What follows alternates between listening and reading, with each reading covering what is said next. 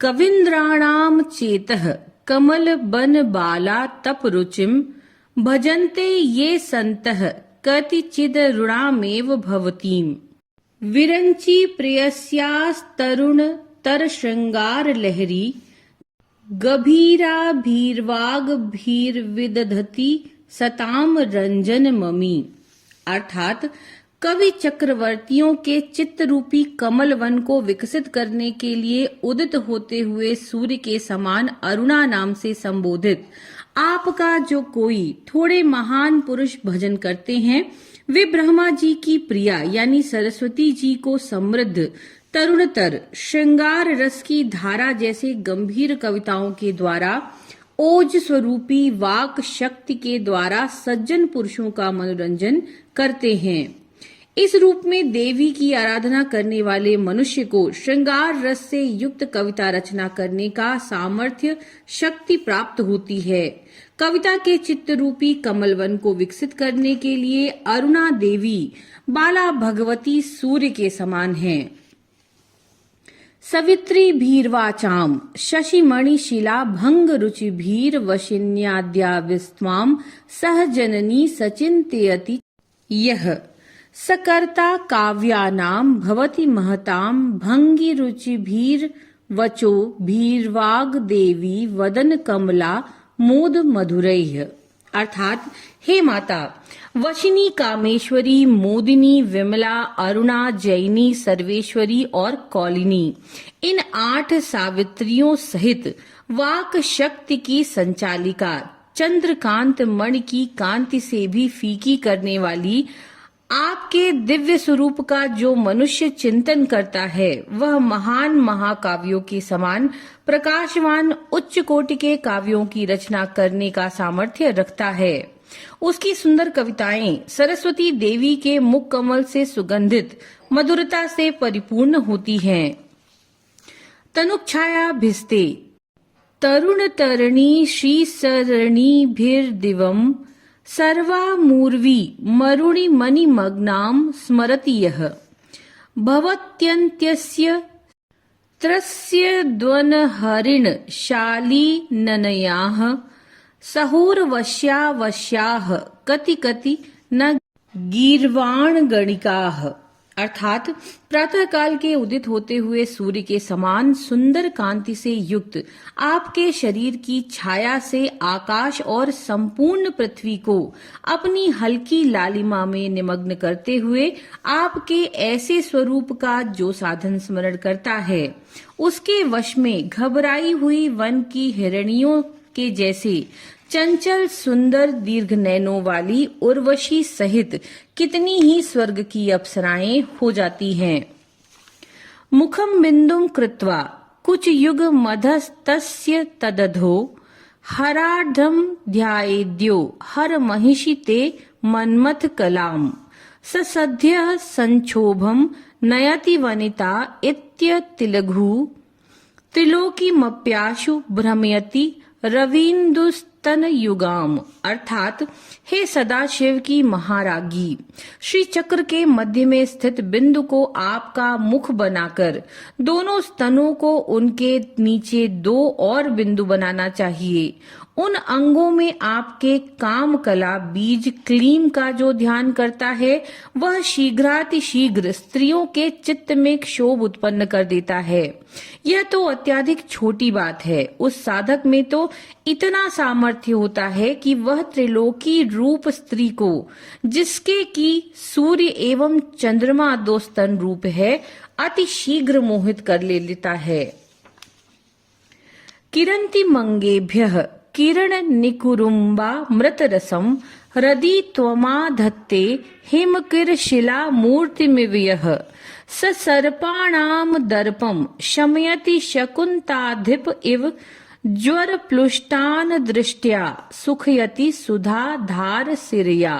अर्थात आपके शरीर के सभी अंगों से किरणों के समूह रूपी अमृत रस झरने वाली और चंद्रकांत शिला से बनी हुई मूर्ति जैसा जो मनुष्य आपका हृदय में ध्यान करता है, वह सर्पों के दर्प को उसी प्रकार दूर करता है जिस प्रकार की पक्षीराज गरुड़ और अपनी अमृत की वर्षा करने वाली नाणी के द्वारा दृष्टि मात्र से ही ज्वर से पीड़ित मनुष्यों की पीड़ा दूर कर सुख पहुंचाता है। जिस प्रकार हिम बनाने वाली चंद्रमा की चांदनी से द्रवीभूत होने वाली चंद्रकांत मणि चंद्रमा की किरणों से पिघलती है, ठीक उसी प्रकार चंद्रमंडल के आज्ञा चक्रस्थ अधोमुख चंद्रबिंब से हृदय स्थित भगवती की प्रतिमा भी अंग प्रत्यंग से अमृत रस रूपी किरणें निकालने लगती है। जिस प्रकार गरुड़ को देखकर सर्प डरकर चुप हो जाते हैं, उसी प्रकार साधक सर्पों के दर्प को भी शांत कर सकते हैं। यहाँ ज्वर से सामान्य ज्वर का भाव न लेकर संसार के दुख रूपी ज्वर का भाव ग्रहण करना चाहिए।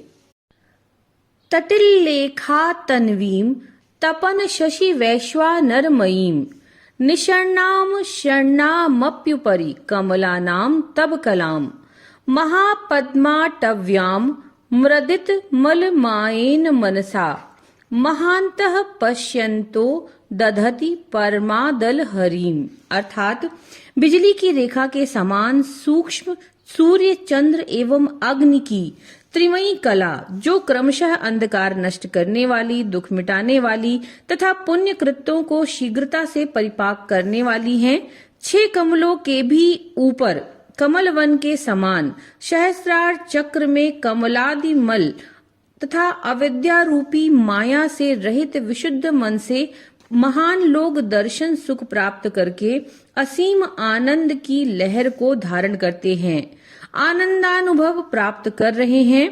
खट चक्र का भेदन करके कुंडलिनी शक्ति जब सहस्त्रार की ओर जाती है, तब वह बिजली के समान चमकती हुई रेखा के जैसे दिखती है। वह कला सूर्य चंद्र अग्नि के तेज से युक्त होती है। इन तीनों मात्राओं को सोम सूर्याग्निमयी जानना चाहिए।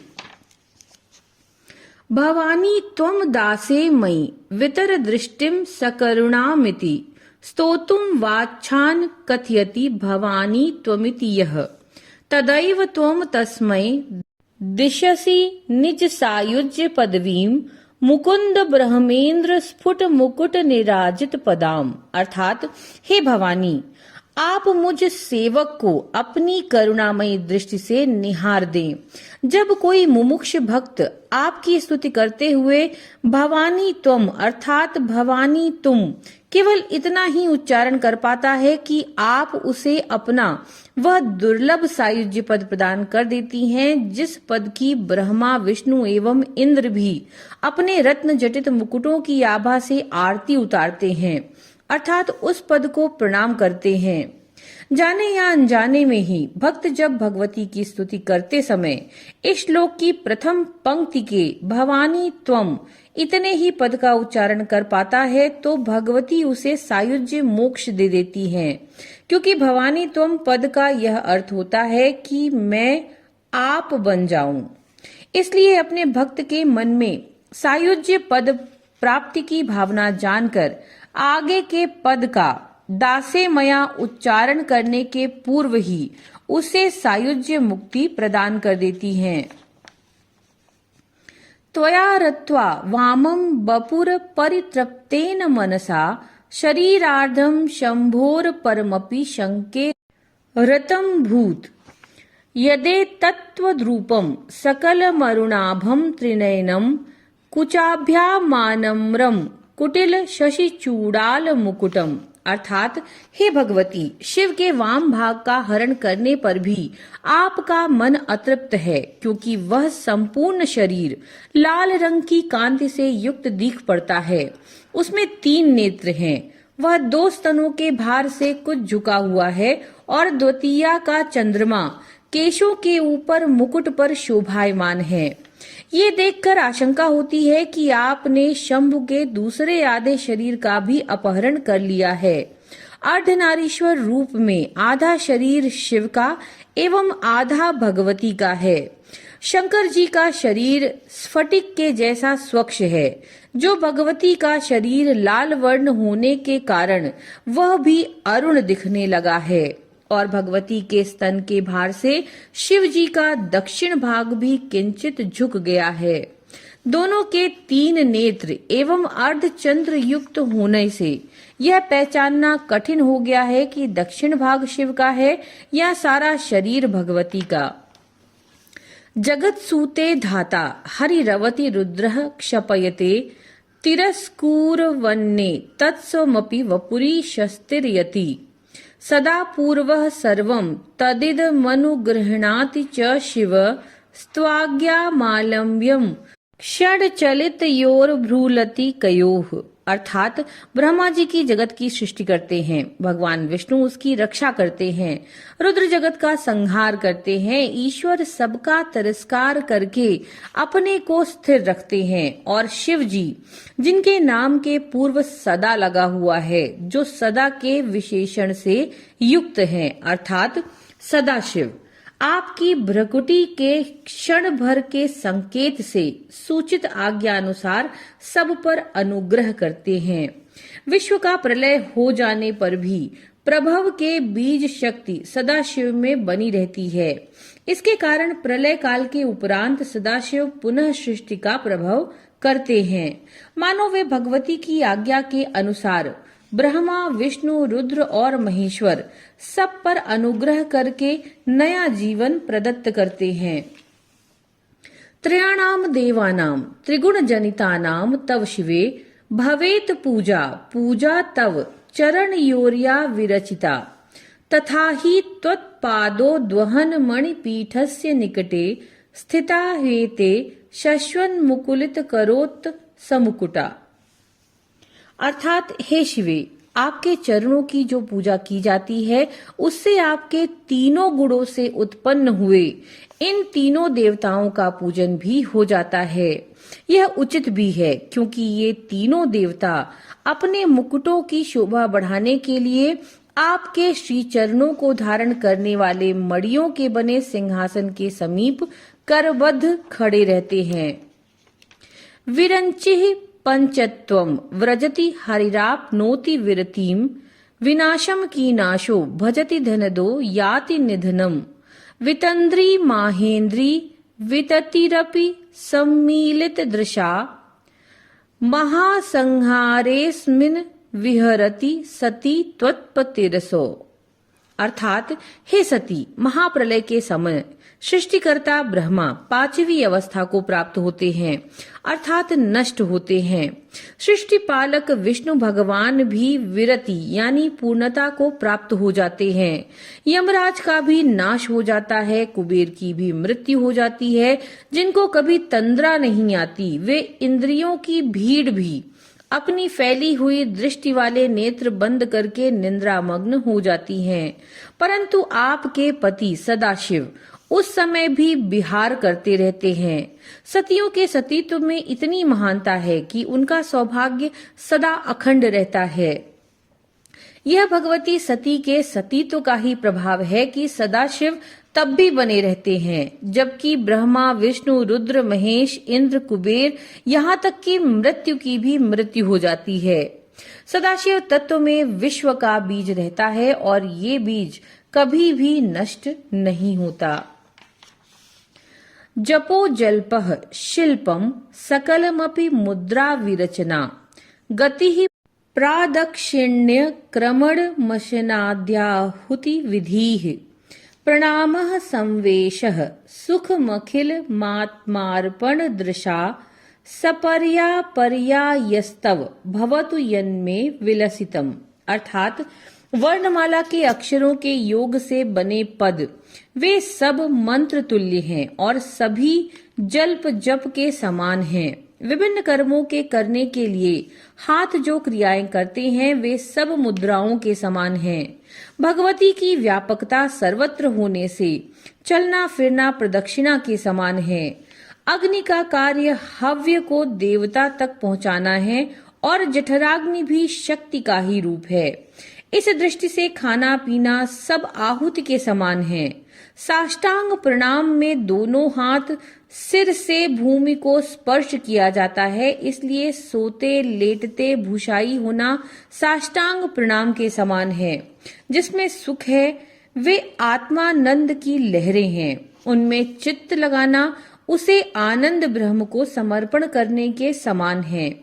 इस प्रकार दैनंदिनी जीवन में बिना प्रयत्न के सुगमता से जो अनेक प्रकार की विविध चेष्टाएं और कृत्य हों, वे सब आपकी पूजा पद्धति की विधि बन जाएं। सुधामप्यास्वाद्य प्रतिभय जरा मृत्यु हरिणीम विपद्यन्ते विश्वे विदिशत मखाद्या दिविशदः करालम यच्च वेलम कवलितवतः कालकलना न शंभोस्तन्मूलम तब जननी ताटंग महिमा। अर्थात भयंकर जरा मृत्यु को दूर करने वाले अमृत को पीकर भी ब्रह्मा और शतमुख इंद्र आदि देवगण भी विश्व के प्रलय काल में नष्ट हो जाते हैं, परंतु भयंकर हलाहल विषपान करने वाले शिव जी का अंत नहीं होता। वह केवल हे जननी आपके ताटंक कर्ण फूलों की ही महिमा है। कानों में पहने जाने वाले आभूषणों का अभिप्राय भगवती के अखंड सौभाग्य से है। विधवा स्त्रियां उनको नहीं पहनती। भगवती के अनादि अनंत अखंड सुहाग के प्रभाव से ही शंकर जी पर हलाहल विष का प्रभाव नहीं हुआ। यह भगवती के सतीत्व का महात्म्य है। वह नित्य है, उनका सुहाग नित्य है। कर्णफूल सुहाग के चिन्ह माने जाते हैं। किरीटम वैरिच्यम परिहर पुरः कैटभभिदः कठोरे कोटीरे स्खलसि जाहि जम्भारि मुकुटम प्रणम्रे तेषु प्रसभमुपया तस्य भवनम भवस्याभ्युत्थाने तब परिजनोक्तिर विजयते। अर्थात शंकर जी को अकस्मात अपने निवास पर आया देखकर उनके स्वागत के लिए आप जब व्यग्रता से उठकर जाती हैं, तब आपकी दासियों के ये स्वर कि साष्टांग प्रणाम कर रहे ब्रह्मा जी के मुकुट के बगल होकर आइए। कैटभ नामक असुर का वध करने वाले विष्णु भगवान के कठोर मुकुट से बचिए, इंद्र के मुकुट से कहीं टकरा न जाएं, गूंज उठता है। मधु और कैटभ नाम के दो राक्षस विष्णु भगवान के मैल से उत्पन्न होकर ब्रह्मा जी को खाने के लिए उद्यत हुए। तब ब्रह्मा जी ने भगवान विष्णु को शेष शैया पर निद्रामग्न देखकर भगवती महामाया से प्रार्थना की। प्रार्थना से प्रसन्न होकर नारायण के नेत्रों में निवास करने वाली भगवती महामाया ने विष्णु जी की निद्रा भंग कर दी। तब विष्णु भगवान ने दोनों राक्षसों का वध करके कमल स्थित ब्रह्मा जी के भय को दूर किया। इसलिए विष्णु भगवान को मधुसूदन और कैटभारी भी कहते हैं। स्वदेहोद्भूताभिर्घृणिभिरणिमाद्याभिर्मिता निषेव्ये नित्ये त्वामहमिति सदा भावयति यः किमाश्चर्यं तस्य त्रिनयन समृद्धिं त्रिणयतः महासंवर्ताग्निर्विरचयति निराजन विधिम। अर्थात हे सेवा करने के योग्य वरेण्य नित्य, आपके शरीर से प्रस्फुटित अणिमा आदि अष्ट सिद्धियों रूपी किरणों से घिरा हुआ, जो अपनी आत्मा को सदा आपका ही स्वरूप मानकर वंदना करता है, और वह जो शिव स्वरूप मानकर वंदना करता है, और वह जो शिव सायुज्य पदवी को भी तुच्छ समझता है, ऐसे साधक हों तो इसमें क्या आश्चर्य।